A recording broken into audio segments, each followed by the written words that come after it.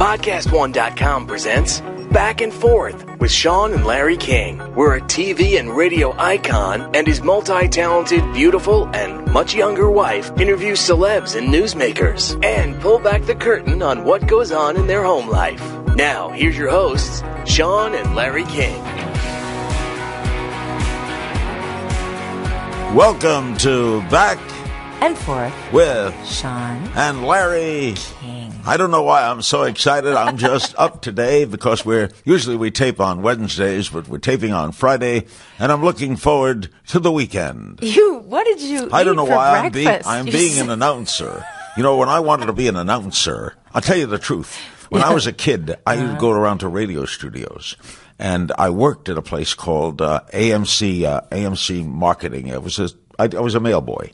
But in that same building on the 20th floor was WOR Radio, where I later had my show carried, would visit there many times. But I was like 17, right out of school, 17.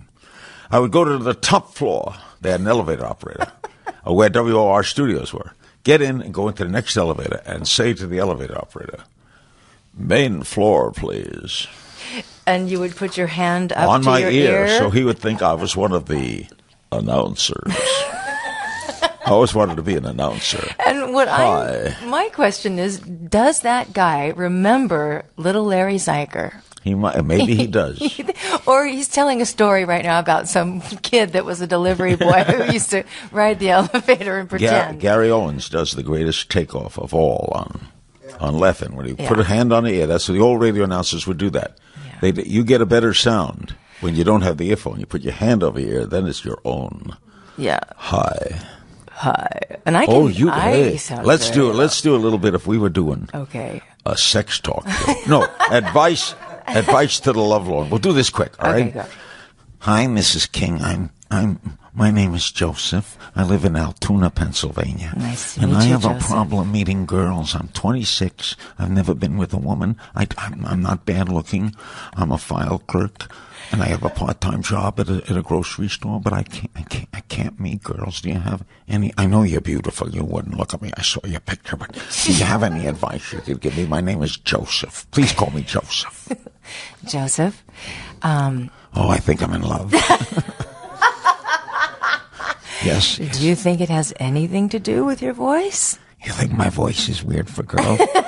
In other words, this voice wouldn't turn weird, Larry. This voice wouldn't turn you on.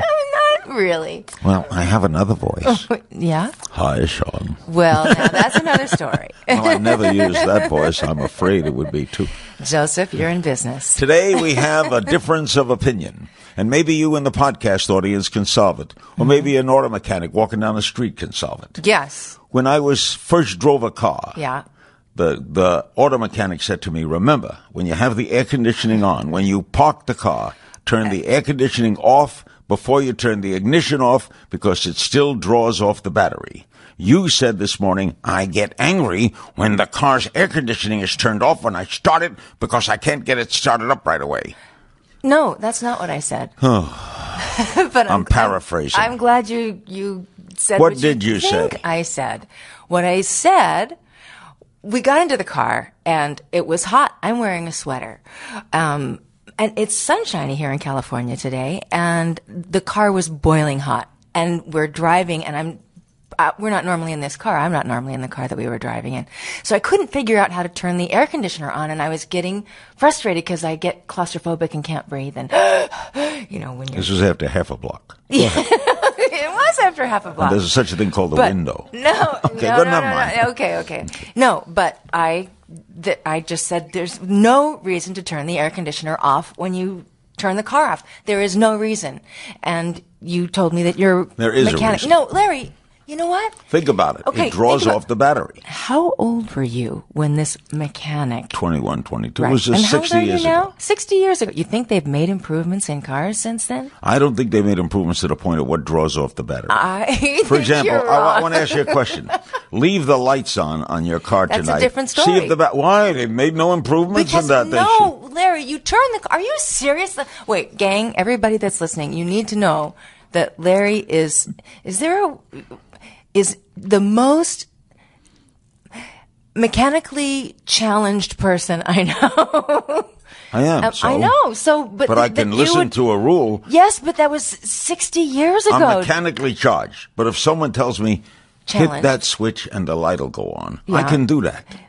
Yes. If someone tells me, turn the air conditioning off when you park the car. We're going to get tweets. Please tweet us and let us know if you're a mechanic or if you just have had issues with turning your car on. Should you turn because you forgot to turn the air conditioner? And I think you should also turn the radio off. Well, now that is something that's weird. They haven't made improvements in that area? Well, no, you would think that they would have, but on our Escalade, we were having, was it the Navigator years ago? Oh, now she's going to, here's Beverly Hills. No. Want to reel off all the other cars. No, maybe it was that was an old car. Was it the Lincoln? No, not the Lincoln. Was it the Lincoln? No. Stop. I think it was the, Larry, look. It was the Mercedes. Got a bunch of kids. Would you cool it? Gosh, dang it. No. People do have 2 cars in their family. Not many have 5. Look, just stop. Don't make me. I'm not that girl. I'm not that person. You are car conscious. I am car conscious. I can't stand to drive in a dirty car. That makes me cuckoo. But I have a nice car that I drive. That is dirty all the time. Not on the inside. No, there's mud sometimes.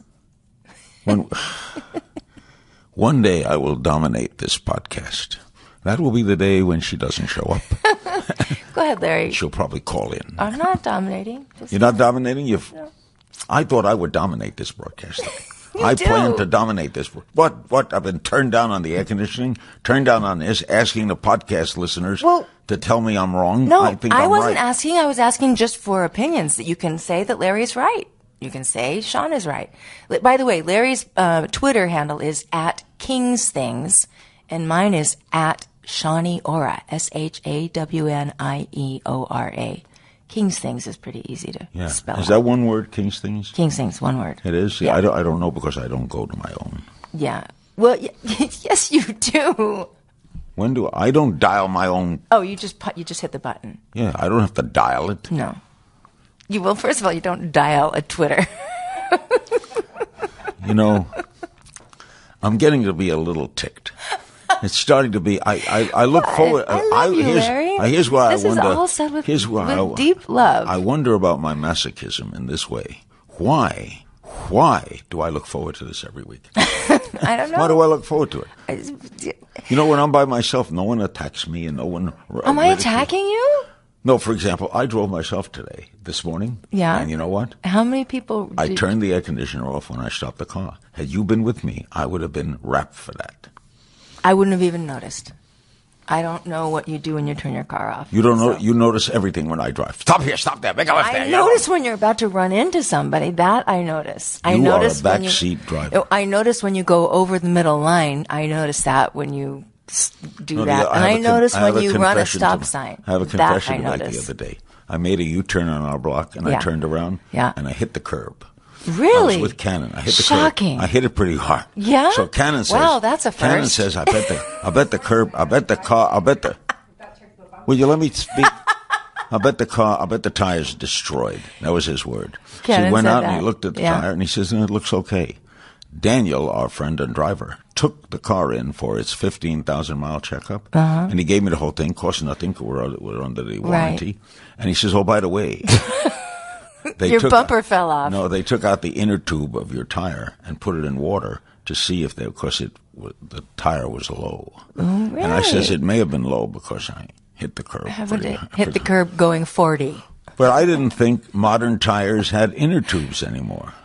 Well, the tire on the Lincoln has an inner tube. We learned something new today, didn't we, Larry? Now, your tire, I want to tell you something about your car. Go ahead, You tell can me. boast a little because you kept it so many years you won't even try a new one. I'm frugal. Yeah, you love your car. I do love my car. But it's an expensive car. But you keep it for enough years, you're going to have a relic. You'll have an antique car that you'll make fortune with. My car is probably 5 years old. Okay. Do you know how much your tires are? Yeah, they're not cheap. $750 a tire. Okay, what? And you're saying that to what? That was my yearly pay as a radio announcer when I started. Okay, well, it's actually embarrassing to me. I could have had a tire. Let's not talk dollars. I don't like talking dollars. I like to praise you. No, you've kept it 5 years. You've amortized it. I have amortized it. You've turned it into a $15,000 car. For example, she loves this car so much, she doesn't drive it much. No. She likes to look at it. I love driving my car. I know you do. I get happy when I sit in my car. I really do. As soon as I turn that engine on. No matter how you're feeling. Pretty much. What happens to you when you get into the car? What happens? Describe it. I don't feel that way. I don't Tell know. me, My car is a happy car. Is it a sensation thing? Is it? No, it's just a happy, smiley. It's bright. It's white. It's always clean. I keep it in the garage. I vacuum it when I get out because I am a little, psycho about keeping that car clean. And so it's just, it's another close friend. Why don't you give your car a name? Because I'm not weird. Or I'm not that weird. I'm a little weird. You get out of the car and you vacuum it, but that's not. Who else is in the car that you have to vacuum it? Me. I vacuum it because I take pride in just. I just like to ride in a clean car. You take great pride in your car, right? Not pride. I just want to keep it clean. Why don't you vacuum your bathroom? That's another story. Why is there so many things strewn around your bathroom? Because I like saying that strewn. I never say strewn. Well, they're not really strewn about. They're organized. I've got lucite shelves or lucite drawers. You know where everything is? So much. Well, unless Irma moves the stuff, then when I walk into your bathroom upon occasion, I get the feeling of what it must have been like to live in Germany near the end of the war. When they got bombed out. What must have been like when those people walked into their homes ravaged by American bombs? Are you saying because there's so much stuff in there? There's so much stuff. I know. Well, you know what? I love to try new products. And no kidding. And this is where, I don't know, you'd think that I was, born in the Depression years because I can't throw anything away. I scrape the bottoms of my bottles. I get the very last little bit out of every cream because they're expensive. Some aren't. And even the cheap ones, I get the very last little bit out. How about this? What? How about we drive by a drugstore and you'll say, "I need eyeliner." I don't buy I don't buy eyeliner at a drugstore, but go ahead. Oh. We drive by Neiman's, and you say, I'm sorry, we're in Beverly Hills. I need eyeliner. There's 7,000 eyeliners at home. How could you need eyeliner? Because the specific eyeliner that I really, really love is down to a nub. What about the other 700 you have at home? I don't love them anymore. You break up with your eyeliner? I go through phases. Is that hard to do? Do you text them? Do I text them? You just tell them. It's over. How many different color shades of lipstick do you have? It's how many? Infinite. But they're all peachy pink. Unless you go into, I have maybe 3 different shades of red. But I don't go for, very rarely do I go for a bright color unless That's right. I have something where red would work. Like Lizanne today, who looks so beautiful, my assistant and cousin, and sitting right across from us in her red pants. Orange pants. Well, they're red. No, they're red. Hot red pants and hot red lipstick. I'm still on the line. My name is Joseph. Right. I think you left me hanging. Can I meet Lizanne? I like red pants. She'd like you, I'm still Joseph. On the line, Well, Joseph, Mrs. the second Kino. Joseph she might like. Oh, him. Yes. Lizanne, meet Joseph. I have a dual personality. But you see, I like my other personality to get girls. Yeah. Thank you, other personality. Thank you for wanting me to get... No, it works. This is what I live radio. with, people. Larry, you are so strange. You can make radio anything. All right, here's how you can make it, right? Ladies and gentlemen, I don't know how to explain this to the radio audience, but there is an insect crawling up Shawn's arm. And it's Larry. It's like an insect. I was going to finish the theater of the mind. Go ahead. Never mind. You blew the whole bit. It's the theater of the mind. Well, you know what? I see guest. Somebody through the glass. By the way, I'm so glad that Dr. Drew is here today because you need analysis. You need big help today. Oh, it's me. Yeah. You're right. It's Dr. Drew is our special guest, and he'll be with us following these words. TrueCar.com is changing car buying forever. Yes, every day TrueCar users receive negotiation-free guaranteed savings. Some features are not available in all states. In fact, the first 6 months of this year, over 275,000 cars were sold by the TrueCar Certified Dealer Network. TrueCar users save an average of $3,221 off MSRP.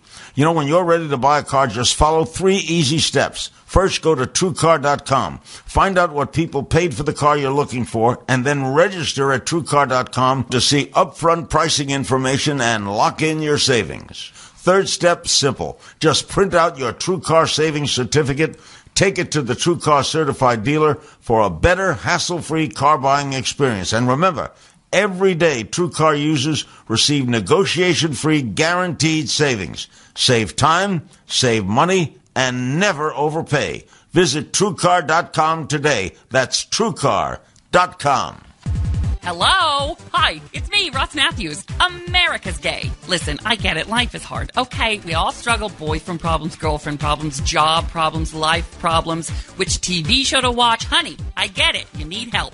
That's why I'm here. I'm the gay best friend you wish you had, and honey, you know you need. It's Straight Talk with me, Ross Matthews. This is tough love, honey, but it's worth it, like plucking or waxing. Get your weekly gay pep talk right here on podcastone.com. This is Back and Forth with Shawn and Larry King. Welcome back to Back and Forth with Shawn and Larry King. Okay. Our special guest is Dr. Drew, one of my favorite people. He hosts the Dr. Drew podcast, the #1 health podcast on iTunes. He co-hosts the Adam and Dr. Drew show with former Loveline co-host Adam Carolla. He co-hosts Loveline, nationally syndicated radio show. He has helped thousands of people recover from drug addiction. He's the author of many books, including The Mirror Effect, How Celebrity Narcissism is Seducing America. He hosts on TV HLN's Dr. Drew on Call and Celebrity Rehab. He's done that. He did that for 6 years. He himself has had physical problems. We both have had prostate cancer. Mm-hmm. I did radiation. He did the whole works. We'll talk about Bill Cosby. We'll talk about the Charles Manson marriage. But Great. You are a physician, right? Yes, I'm an internist. Internist. Yeah. Therefore, the most key question I wish to ask you today. Yes. Shawn has a cold. I know, and thus I shall not be getting near her. No, that's my primary intervention. I'm not called for that reason. Well, when you walked in, I did give you my elbow. Well done. Instead that was good. Of a hand. You know, in hospital, there's a movement in the medical literature to eliminate the handshake amongst medical professionals. Because when we go into hospitals and we take, we treat our patients and we don't wash our hands properly. Well, you get that little liquid thing. We go out and we shake hands with people and family. We pass Staph aureus all over the place. I think that's a good So they're idea. saying we should have a bump or a elbow or something. So, Shawn, I put you in charge of making that. So, and I have a question you've probably not been asked in all your years of giving love advice. Okay. Shawn wants to know if an antibiotic can make you drowsy. No, not drowsy. Just, goofy? Yeah, just kind of feel funky. Well, the quinolones can make people feel that way. So it's Cipro and Levaquin. Was that the medicine you're talking about? I think that's what I'm on. Yeah, it can make you feel sort of out of it and drowsy. And particularly as we age, people notice some significant... What are you trying to say? I'm just saying we. People notice more of that kind of cognitive effect of those drugs. So that's the class that does that. It's not because we're aging, it's just because we're smarter and more in tune. There's just so much going on. We notice every little thing when we're not at our best. Will we ever cure the common cold? Yes. Really? I think so. I think, the hardest part is the virus has changed so much that you can't... But I think we'll have some sort of... in the course of my career, the use and development of antivirals has been unbelievable. So the question will be, though, will the treatment be worth it? In other words, will the treatment be worse than the cure or put you at risk of other things? Always, I was raised by... My dad was a family practitioner, and I was raised beat over the head with the notion that medicines are something you take only when the risk absolutely warrants it, and you take it when you have to. Yeah. Those hypochondriacs don't work. Not a good idea. We will hurt you, medical professionals. We will hurt you. We will. It's called iatrogenesis. In fact, I talked to a woman last night on Loveline who had been given a brief course of an antidepressant called Prestique. Nothing special about that medication, but she developed a photophobia, like light was super intense for her, where the point she had to withdraw, could not go out during the day. Wow. even look at a computer screen. Her life was like destroyed. Oh, my gosh. Just from a few weeks of exposure to a chemical. So we got to remember, medicines can screw you up. They really can. Was it permanent? Yeah. No. Well, so far, Oh, my she thinks it gosh. might be, yeah. Wow. It's sad. It just stuck with me, that story. Oh, my gosh. And talk about depressing. I mean, Right? You were already you depressed. need light. I know. I knew. Ooh, ouch. I hate that. Shawn, you sit with a doctor, you sound like you're in pain. I sound like I'm not in pain. I'm happy. Why is, I have a question, and Shawn can follow up with anything she wants. Yeah. What has suddenly made the greater problem in drug addiction medically prescribed drugs as opposed to illegal drugs? Well, what has led to that? Yeah, there's a confluence of forces that have led to that. I mean, and to sort of put a fine point on your observation, we're at a time now where my patients with addiction, if they die of addiction, they 98, 99% of the time are dying at the hands of my peers. They're given a prescription, and they take a little too much, and they stop breathing, and that's the end. Mm-hmm. They don't die of heroin. They don't die of cocaine. That happens rarely. Pill deaths, common. So what are the factors? Well, one, we have very potent medicine now. So the medicines are, in quotes, better. And they're better if you have pancreatic cancer. If you have cancer pain or something, they're wonderful. But if you're a drug addict, they are overwhelming. They're just really highly, highly addictive, both the benzodiazepine class and the opiate class, or opioids. So the chemicals are more addictive. We live in a time of, in my humble opinion, of a sort of pandemic of childhood trauma. And so people, whether it's abandonment, neglect, sexual abuse, physical abuse, and it's actually getting better now, but I've sort of lived through this pandemic. And I've always said that, if you have bad enough addiction that you need to see me, there's an extremely high probability that you had childhood trauma. That's the sort of rocket fuel behind addiction. Now, there are many other ways to get severely addicted, but if you need to see me, the probability is that's there, because I see very, very, very ill people. And that combo of the genetics of addiction, alcoholic or addict family, and then trauma, it's extremely powerful. So there's a lot of that going on. And people that have that kind of shattering trauma in childhood can't regulate. They walk around in a lot of sort of pain, and I'm putting pain in quotes. Sometimes it's actually somatic. Sometimes it's just sort of not feeling good in your skin. They're not regulated. Opiates relieve that. They find their way to opiates. They go, oh, finally, I feel good. And then off they go with their addiction. And how does... I want you to get right in on this, Shawn. This is fascinating. You run this show. I don't run this show. This always the little things puzzle me. Yeah. How does a Vicodin or any one of these? Yeah. How does it kill you? You stop breathing. You take a little Why too would much. You stop breathing? Because one of its effect is it suppresses the respiratory center. I remember my son had a appendicitis.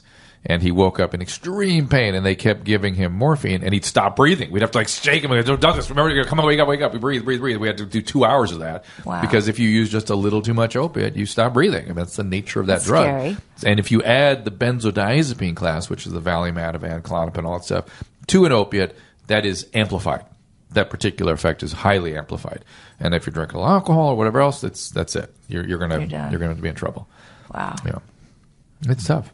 How did you get into doing this? You're an internist. Yeah, so I know a lot of internists. They don't get into drugs. No, they don't. And back when I got into it, there was no training for it. There was not even a discipline, really. I was moonlighting in a psychiatric hospital in the early 80s.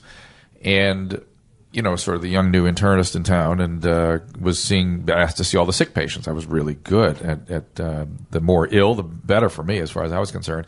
Well, guess where all the medical problems were? We're down in the drug unit. And I went down there and was shocked to find there was a guy that was the director of the program then who had made a clinical discipline out of drug withdrawal. And here I was trained in a county hospital. I was seeing thousands of alcoholics and heroin addicts. There was no systematic discipline to getting them off the drugs. It was all very haphazard, and everyone did their own thing.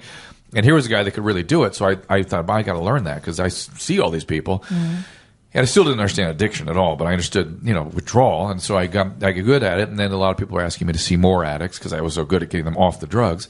And the whole time, I'd always look when I'd come down to the unit, I was enter the nursing station. There was a window into the treatment room, the so-called treatment room.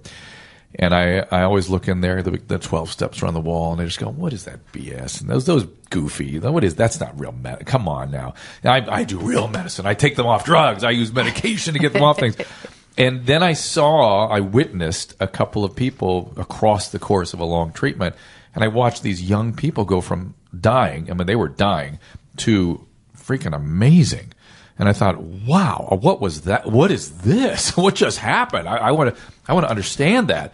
And so I started digging in deeper and spending more time and trying to understand the process, and was asked to be the assistant director of a program. And I'll never forget, the director called me and goes, "Oh, no, yeah, it'd be great. You won't have much. And I'm leave town once in a while. Otherwise, you'll have no response. Don't worry, it's no big deal. Just need to see you around there more." So I was very interested in it, and I was doing some education. And fast forward 6 months, that guy quit. Now I'm the director of the program, so I had to really dig in and probably took the next 5 years to really develop some expertise. And that became your livelihood. And it became. I always did practice general medicine. I still do. But you do? How do you find time? I do a bunch of days a week, just going outpatient. I've treated most the patients I'm treating. I've treated for 20 to 30 years. I'm very efficient to transfer information with them. Let's get to some topical things. All right, let's do it. Sure. Okay. Okay. I think that's a good idea. Hey, Larry, let me tell you something. No, How do you find the difference between podcasting and radio? I know. I just do it.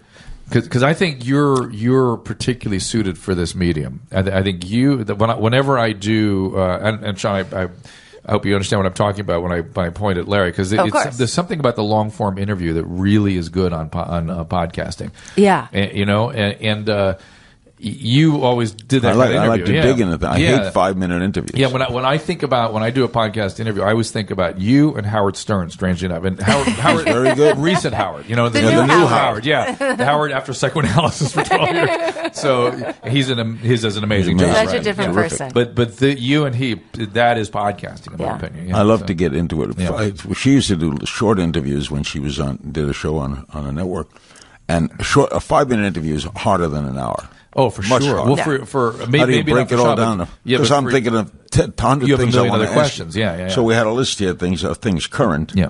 And Shawn said to me that she believes all the women making these charges about Bill Cosby. I didn't say I believe all the women. I say that I have, and this it's so hard because.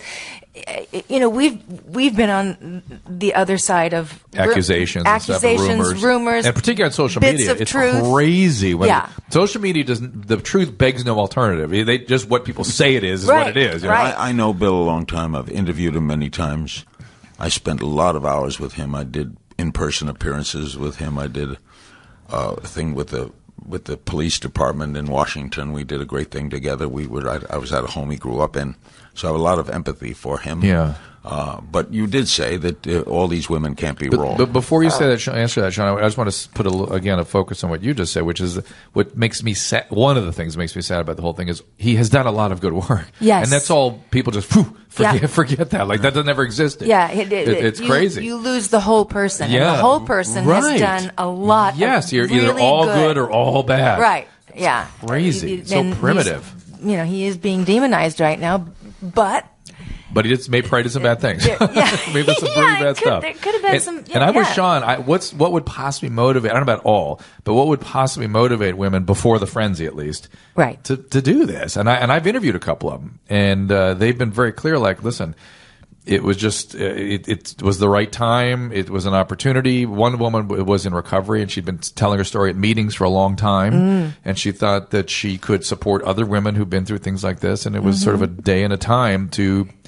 come out with it. She always hoped she would, kind of thing. And Janice has told people about it for years. I found a Howard Stern interview of 2006 where she's talked about it. Same story. How come it never went viral or anything? Isn't that weird that all of a sudden it becomes a thing? He's so beloved. He has been so beloved for so long that people don't want to believe it. Well, but Larry asked the really question I've been mulling in my own head, but why did it suddenly... Why is it? Maybe it's social media.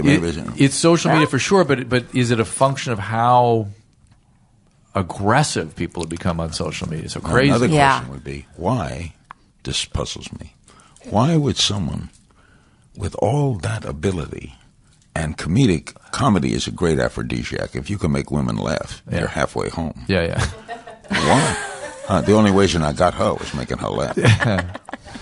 I asked her once, Am I the funniest person you ever met? And she said to me, no, she dated Gary Shandling. So I was number 2, which really deflated Pretty good. me. No, you should be. You're look at the group I you're with. I just told her a brilliant joke, and she was laughing hysterically, so I jumped right in and said, am I the funniest person you've ever met? Well, first of all, that's just like a weird question to ask. I mean, you're setting yourself It's up. a funny question, Shawn. He was being funny in the question. No, you could have been a little dishonest and said yes. Oh yes, Larry. Well, I don't know why I was just. It was I don't know honest. why I said, Let, was let me honest, get but- between the husband and wife and say he should be grateful that you're as open and honest as you are. So there you go. The Okay, question, thank you. the question I Thank have is, you. all right, why would someone with all this Yeah. need to drop pellets into a drink and drug women? Couldn't he pretty much get a lot of women? He was married, first of all. No, Okay, but all right, let's say that. Let's say he was married. It's He still interesting, couldn't. and that's the point. That's the part that I want to kind of pull out from the story and go, well, maybe there. And I could see somebody easily going, "It was 1969. Everyone was drinking, doing drugs. What do they mean they dropped pellet? You know what I mean? It was all a big morass. So that it seems to me. Why would you need that? I'm surprised the attorneys aren't attacking that, because that's a piece of the story that's a little bit, huh? Why would he need that? Why would he do that? How does that work? I can't even think pharmacologically how that could work. And so, and people were doing a lot of drugs and alcohol back then. In fact, what's crazy about the whole one crazy piece, of which there are many, he sort of talked about stuff like this in his comedy act, and people applaud. Good, yeah, it's funny. You're cool, man. Way to go. Do whatever you're into, man. Right? That was the time. He did, yeah. Wow, So part of the Talked part about of, drugs. He talked about part of the culprit is the culture. That's part of is us. Yeah. Part of the culture, as always. Part of the Yeah. culture. Now, I'm not dismissing if this happened to him. I'm not in that anyway. But it's interesting to sort of put it in a historical context. Do you think he should come out? I do. I've looked at some studies on how people should respond to stuff like this. And it's an issue of integrity, right? I mean, that's really the fundamental issue here. And if he says, I did this stuff, he's through. Yeah. He's just through for good. So he should keep quiet if he did it. If, however, he has had some treatment or willing to get treatment or sees it as a period of like some sort of sick period of his life, I think he should speak up about that and go, you know, I was not in my right mind. We were all doing drugs. I can't believe I've been ashamed of it forever. I'm glad to have this opportunity to talk about. I mean, Right. Tiger Woods it's a lesser situation, but Tiger Woods kind of did the same thing, and we kind of it wasn't rape. there was not rape, but it was sort of the same frenzy stuff, and Right. we kind of got on with Many. Yeah. Yeah. But, I wonder what his childhood was like. it. Bill Cosby. Very, very Yeah, Bill poor. Cosby. I tried to interviewed him I tried to find out. I Tell interviewed me. him in the house he grew up in. It's a burnt-out shack in a very poor section of Philadelphia. He was an extremely poor kid. Yeah. He was gifted athletically. Had a football scholarship to Temple, and he was funny. But he lived in a terribly poor neighborhood. I mean, really. Was he multiple siblings or anything, or just? I had a few siblings, and we sat in the room that was his bedroom. It was just a bombed-out room. Wow. And we relived memories Did of he that. talk about what his Well, his relationship memory, was I like don't with his remember. parents? Was or- it traumatic? Was it? I'm losing Was my Dad mind. around? Was it? I don't remember. Yeah, well, he may not have answered it because I did a little digging and tried to find that because you're going to ask why he would have done this, Right. you know, and I tried to kind of understand it. Can't really find the data. It's all sort of. And my next question is, this would never happen with Shawn.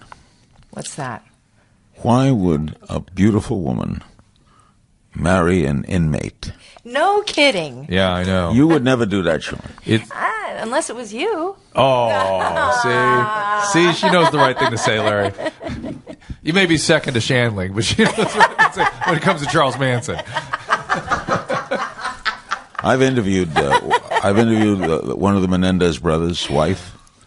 I've interviewed the wife of that captain, the army captain who killed his wife and 2 kids, still insists he's innocent. And both of those women were really pretty. And Charles Manson now is married. What did you observe? Was there any common quality in The this? common quality was they loved these people. They got involved with them. They exchanged letters. And they were a little crazy. I mean, So They didn't see it crazy. I've been involved in the treatment of some women that have done this. So I've sort of seen what, and it is not a lot of, it's not easy to categorize the group of women that do this, except to sort of clump it together under the heading of love addiction, which is they've had some issues with men. They like the idea of a guy that can't abuse them, can't get out, can't cheat. Oh, there you go. They're contained. They're Wait a minute, that's you all got her taken care of. interested now. So you usually see a history of men misbehaving in the background, right. and then You're getting a little too excited. Maybe we can put Larry in prison. You were reading my mind. Sean, there's a guy named Anthony Falcone. Just got arrested. He killed 3 cops. Yeah? He'd love to meet. So there's that, and then they start for what I don't know what attracts them. That's the part I don't quite understand, but they get in and they have a little exchange. And they start thinking, "Oh, I see something special. Only I can see that special quality in that poor injured little boy." That's sort of what's behind it. It's Mother Teresa syndrome. It's more like it's really the problem is it mobilizes their own pained child, and they're trying to take care of it in them when it's really in the kid, the woman that needs the care. Oh, that makes sense. And they don't see reality. It's all just this, and of course the sociopath manipulates that and feeds on it. Right. So what don't they get out of it? They don't get arms around them. They don't get held. They don't get companionship. They get to sustain the fantasy of this ultimate love. This sort of love that they've invested and imbued this person with all these qualities. It's really all fantasy. Wow. But also, I mean, there's also for this one, it's fame. Do you think any of that 15 minutes? This one seemed a little that way. Yeah, this one she seemed a little too interested in the publicity. Yeah, and then we're going to fight this, and we're going to do this and that. Oh, really? Yeah, that's good publicity. Good luck that's to you. good. It's these days, right? Any is good as far as oh my some gosh. people are concerned. It's so gross, isn't it? I'm sorry. I wrote that book that Larry mentioned, the narcissism book, and boy, I did not see all this coming. I didn't see that was before. this. That was in what was it? 2000. It was probably 5 years ago. Yeah. And I had you on for that book. The Mirror Effect: How Celebrity Narcissism. Yeah, and that was more a function. America. That was more a function of the celebrity worship and the reality celebrities and the misbehaving celebrities and the sort of the Lindsay Lohan kinds of the tabloid stuff. Yeah. And then boom, social media stepped in and with YouTube, and boy, it's really intense now. Yeah. What's going on in the world? This whole thing has changed, right? It's like I think that's part of what got Bill Cosby. He did not understand social media at all. No. And back then, when he was doing it, there was the chances of. And you saw what he did with the AP. He goes, you asked me that question, but gentlemen, you guys are the AP. You're above all that stuff. Don't get into it. Did you see that interview with? He did. He said, "Why do you want to talk about tabloid stuff?" Yeah, really. This is the AP. You don't do this stuff. I'm sure if I had him on, he would say, "Larry, you you talk to presidents. What are you dealing with this crap?" And then what do you say to that? What do you say? Well, it's something that needs to be, it's out there. I think you would say. You want to address it? Yeah, I would say this is a porous, transparent world now. There's no off limits anything anymore, and that's just it. Whether a journalist does it or somebody at TMZ picks it up, it goes. Yeah. And then the scarier part for me, frankly, is when stuff that is tabloid and innuendo and just randomly generated or amplified in social media then gets reported by the journalists as fact. Right. That's a worse situation than them trying to figure it out for themselves. Absolutely. There's a book of you got to interview this guy. It's a kid named Ryan Holiday. He's a kid that's a great podcast guest, and he wrote a book called "Trust Me, I'm Lying." and it's about this issue. And he's very bright. He's a kid that by the age of 28 became the chief of marketing of American Apparel, and just blew everything up. He knows how to manipulate social media, and he was one of the first to really document this phenomenon. He knows it. Wow. And can talk about it. Trust me, I'm lying. Yeah. That's a great. Yeah. You say that all the time, Larry. With social media, I could take a lie today, and I got a big following on Twitter. Yeah. And spread a lie around. Right? Easy. Sure. Easy. And make it and go coming viral. from you? Are you kidding me? Yeah, you can make it go viral, right? Well, that's what he does. He in his book he does some of that and talks about how it becomes fact. Yeah. And that ABC is suddenly reporting it, or some news agencies reporting it, something he made up. Well, it makes me sick to my stomach. Yeah, it begs you can't in the frenzy. This is what I'm wondering with Bill Cosby. I'm wondering if he's waiting for the frenzy to settle, because in the frenzy, no one wants to hear the truth. They just want the frenzy to be they want blood. Yeah. They want. It's ratings it's a too. mob, but it's a mob now. There's a mob mentality. It's like the French Revolution until you can't stand up and defend yourself and be listened to carefully. That's because I wonder what it's like so for his loud. audiences. He's doing. He did something in the Bahamas. He does Cosby 77. That's what it's called, the tour. Yeah. He's in Vegas. Well, this is the He week got later. canceled. Vegas Did he canceled. get Yeah, canceled? just this morning. Yeah. Ouch. Yeah. Because I wonder if you're sitting in the audience. Yeah. He is funny, Oh, he's hilarious. but how do you put that aside? Or are people standing up and saying something, or what's going on? Yeah, I don't. Well, I heard he got a standing ovation last night. Oh, in the Bahamas. That's interesting. So yeah. Well, he's funny, and if the act was funny. good, yeah, but I don't know how you. Well, look, people go out to. I don't know how you. I'm trying to justify. I hope he responds that. in some way. I really do, because I think if he does, then it's going to be bad. Yeah. Don't you? Yeah. Yeah. It needs to. Yeah, he needs. but to if say he's not something. feeling remorse and he did it, what does he say? Nothing. Then Yeah. he can't respond. But then all of our fantasies assume that's what's happening if he doesn't respond, Right. which is horrible. Right, it's awful, and it's also can be made worse in our own minds. Yeah. we think, Yeah. well, if it's Yeah, these are the unless ones- Larry's right, unless he's done it and doesn't feel remorseful, then shut up, Right. get out of here, scram. I heard Billy Bush this morning saying that he had 2 female friends that he trusted implicitly, and they both had Bill Cosby stories, but they are not coming forward. And Billy's not that guy that's just gonna. No. I don't know. It's just, I don't know. Sad. What do making they me say? sick. It's making me Don't sick. do something in your life that's in the first paragraph of your obituary. Just don't do it. Just don't do it. Yeah. If it's going to be in the first paragraph of the obituary, and now this would be Or in you Cosby's. just better hurry the heck up and do a lot of other good things. I see that we're seeing though how it doesn't matter Yeah. what somebody does. At least these days. Yeah. Yeah. Oh, do good things and not ever do bad Yeah, things. do- Yes, absolutely. I'm Yeah. all for that. Yeah. All for that. Only do good things. No. What I was saying was, after you do something bad, if you have time, you just change your life pattern and do a lot of good things, and hopefully people. Yeah. Well, we are a forgiving society. We are. want to forgive. We like the resurrection. We Right. like because we feel guilty for tearing them down so much. Have you seen progress in your work? In addiction? Yeah. I've seen progress. I've seen it's part of the problem with addiction treatment when it progresses. It progresses in fits and starts, and always one of the problems that pulls us back is as physicians we're always looking for the magic pill to treat addiction, and giving drug addicts pills is a nefarious business. There's no pill to give. Not my opinion. Not my opinion. Now, pills. There may be some pills that are helpful, but there's no, you know what I mean, to make it possible. They can't. Some antidepressant or some mood stabilizer or even withdrawal medication, that sort of thing. But fundamentally, it is much more complicated than adjusting the biology at a synaptic chemistry. The person just has to There's change. wiring issues, there's spiritual. I would so guess much. the hardest professions to be in would be do what you do and oncology. Yeah, and pediatrics too. I don't understand how they. To me, it just breaks my heart. Pediatric oncology. Oh, Yeah. can you imagine? Pediatrics is a great profession because most of them live and you pass them on. You're right. You're absolutely right. But I can't. Sick kids just break my heart. I couldn't deal. But oncology, yeah. A lot of my friends, the best oncologist I used to use, burn out. They leave after about 10, 15 years. Yeah. I bet. Yeah. Yeah, because you can't. Around patients. But I noticed when Larry just. This is a podcast, so no one can see your face. But your countenance changed so much when Larry asked you about.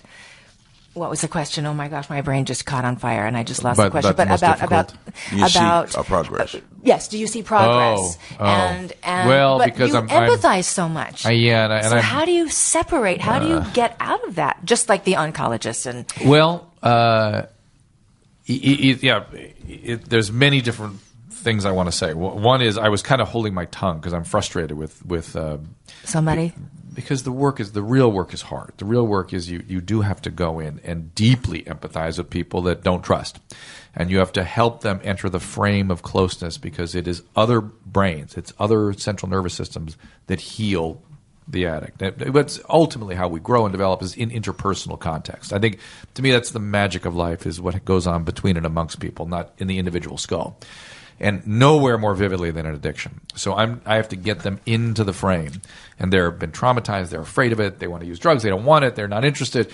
So you have to be laser beam with your empathy and not get sucked in. So I always have to have a nurse with me because I can get sucked in. I always say that the Audrey 2, the plant for the Little Shop of Horror, is the perfect model for addiction. If you go in the room alone, you go in the plant. Period. End. That's it. So you don't enter the room alone. What's it like, though, when you lose them? Well, that's what I was going to say. It's you have to kind of understand that this is deadly. And you have to know that it can happen easily. And you can also, and that in spite of your best efforts, it just happens. And you always feel like, if they would only have, if they would just have, because you know you can save them. You know you can get them somewhere good, but they won't do it. They just don't. You and I have talked about some stuff where it gets frustrating, Larry. And but when you see those recoveries, some of them are such miracles that it gives you hope for everybody.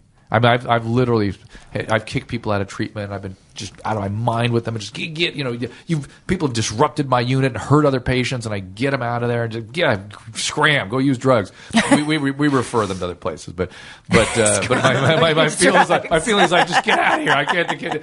And I went to Dr. Drew. He made me a better addict, man. Yeah. I got some great stuff. But I've had those patients, and I will give them some thoughts as they leave. Trust me.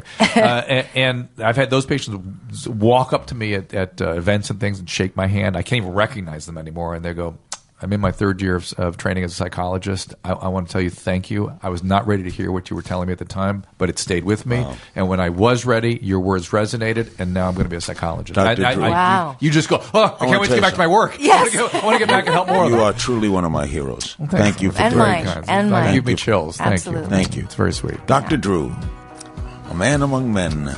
We'll be back after this when I'll be back with a woman among women. Shawn's coming back?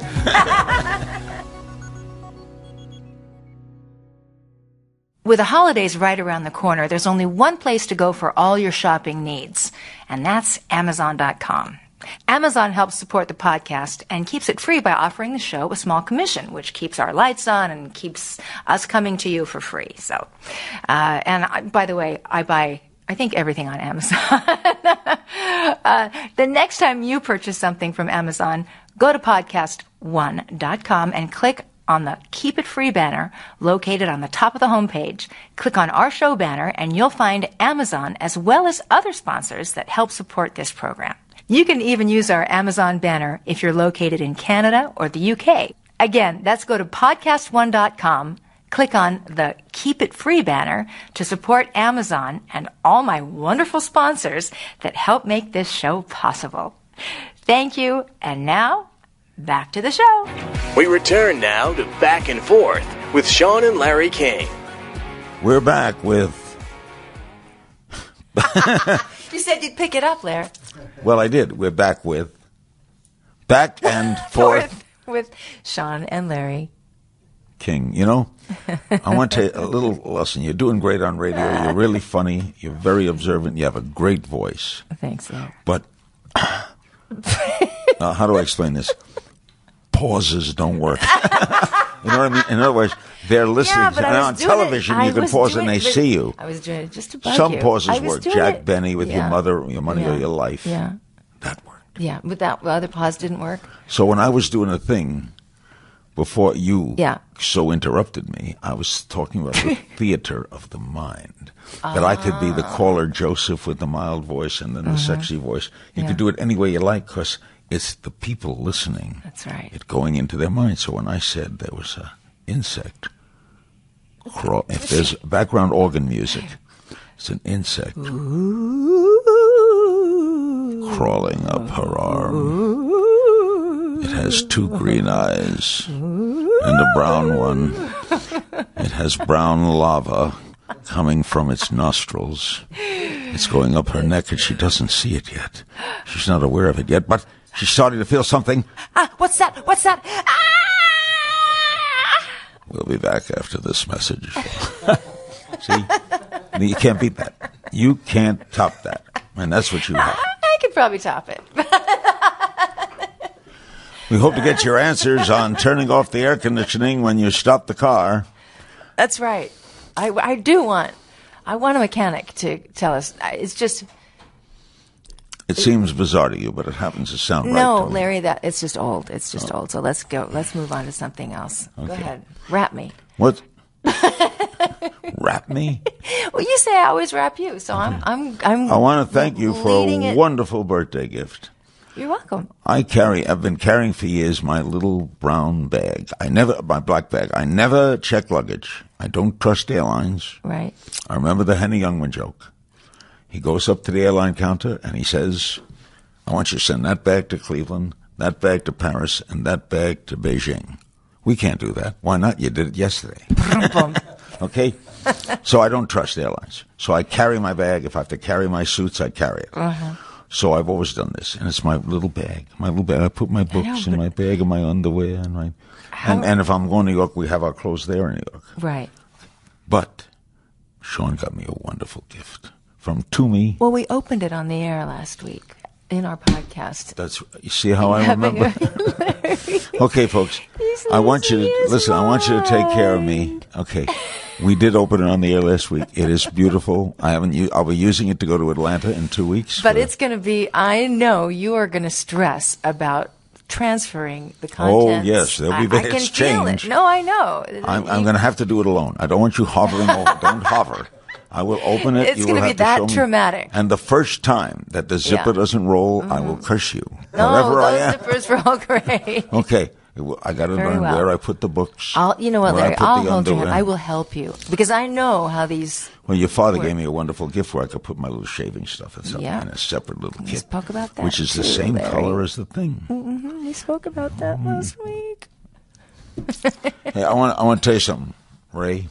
It's Ray, right? Okay, I remembered his name. That's good. If I should get a kind of mental disease, where I, lose my memory, I want to keep doing the podcast because I think.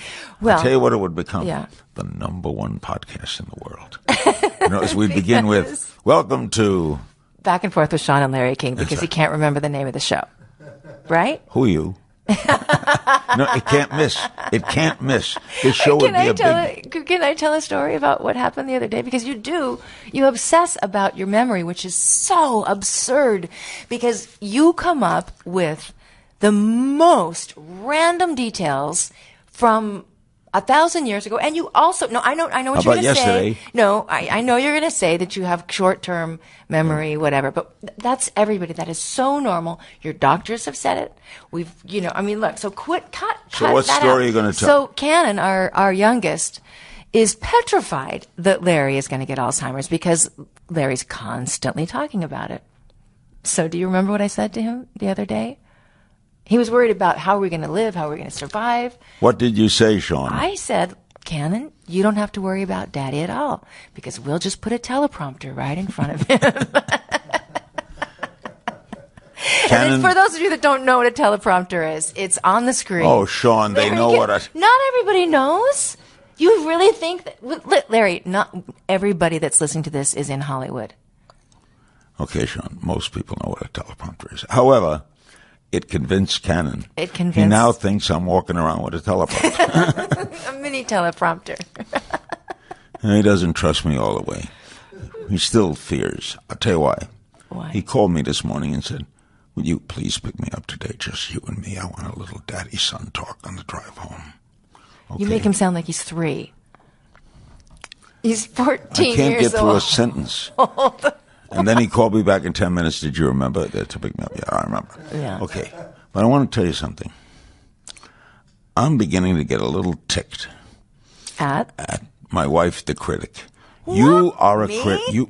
You criticize everything all day long. Look at that paint. Look at that car. Look at that car. Look at that driver. Look at that wash. What are you talking about? That's bad. That's bad. This is not good. Do that. Fix that. You know what, Larry? You are a critic. I'm not a critic. That is so psycho of you. You take it on as though I'm criticizing you. You are. If I say, I am not criticizing you. If there's something in the house that needs to be fixed, it's not your fault. There's a knob that needs to be fixed. How is that criticizing? How is that a critic? I'll tell you how. How? How about if I came over to you and go, "Where is that knob?" No, I don't do that. Yes, you do. No. Oh, gosh, Larry. As if I took the knob. No, see, that is the, after all of these years we've been together, you don't understand the frustration, Shawn, the mode where I'm frustrated. I go, Where is my bleh, whatever? I'm the only other one in the room, and you're looking at me saying... No, but I'm not. I'm speaking just to myself and not asking you where... How about my I'm not sense of you? accusing you of losing it. How about my sense of humor that you don't get? 18 years, and I'll do a joke, and you don't get it. No, it's because I've heard it 34,000 times. It's not that I don't get it. See, she's not a critic, folks. She's denied being a critic, and in the next sentence, criticized me. No, I wasn't criticizing you. I was telling the truth. Oh, that's right. It's not a criticism if it's the truth. You don't look good today. That's not a critique. Have I ever said you don't look good today? Ever? I've said Yesterday morning. I said change that shirt. That's not such a good color. Comb your hair. Well, if you walk out looking like Bozo, yeah, you may want to comb your hair. I happen to think Bozo's a very nice-looking guy. There is a picture of Larry if you want to Google it. There was at a ball game, and the wind blew the wrong way, and so I'm protective of you. We have a picture in Moscow together where my hair. Your hair was sticking straight up. Straight up. Yeah. Yep. Yeah. Now, that's a loving thing. That's not a mean thing. How do you? That's protective. It always amazes me about beautiful people. How do you, no matter what, windy day, your hair don't blow wide? No, it blows. No, it doesn't really. Yes, it does. No, nothing bad ever happens to you just don't. In front of a camera. Really? Nothing bad ever happens to you in front of a camera. I think not. Come on, you used to pose for Polaroid pictures and go and put on makeup on. What are you talking about? Very conscious of a camera. That's how I made. Look, I was a single mother. I was divorced after 5 years of marriage. That's how I made my living. Okay. I had to. I was in front of the camera, and if I didn't look okay, then nobody was going to get a job. You always looked okay, and we weren't going to. Why do you have to? Money or, why do you have to put? Are you burping? Yeah. Okay. Why do you have to put? Check. It's a normal human. Two critics. Why do you have to put? If we're getting out of the car to go into a restaurant. Yeah. Why do you put lipstick on for the paparazzi? The last 3 words were why I put lipstick on. For the paparazzi. Because, who wants a picture where you look all, weird? If you have a little lipstick in your hand, you go flip, flip, and then just Why do you straighten yourself up for slight little family pictures? Because it's a picture. It lives forever. Larry Jr. comes for Christmas. Yeah. He wants to take a picture of the family. Yeah. You go into the bathroom and put makeup on. Why? Because it's a little picture for the... Why? It's showbiz. There's no business like I grew up in this business. Like no business I know. Everything about it is appealing. And this is in your key and it's not in mine. There have been 3 criticisms in the last minute since she denied. That wasn't a criticism. It was just a fact. How is that criticizing you? Oh, my gosh. Then all you do, here's what you are. You people hear what I live with? Here's what you are. I need some empathy here. Ladies and gentlemen, my co-host is not a critic. I'm not. She's not a critic. I love you. She is a factoid. Okay, I'll She brings up facts like you don't look good. I have never said you don't look good. I have never, ever, ever said that to you. Ever. Ever. It's true. Can you name a time? No. No. I have one word. What? No, 2 words. What? Gary Shandling. Wait. What was the question? On that note, folks, we leave you for another week. You wait with bated breath to hear us again when the wonderful sounds of Back and Forth with Shawn and Larry King. Thanks for listening to Back and Forth with Shawn and Larry King. Download new episodes every week right here at podcastone.com. That's podcastone.com.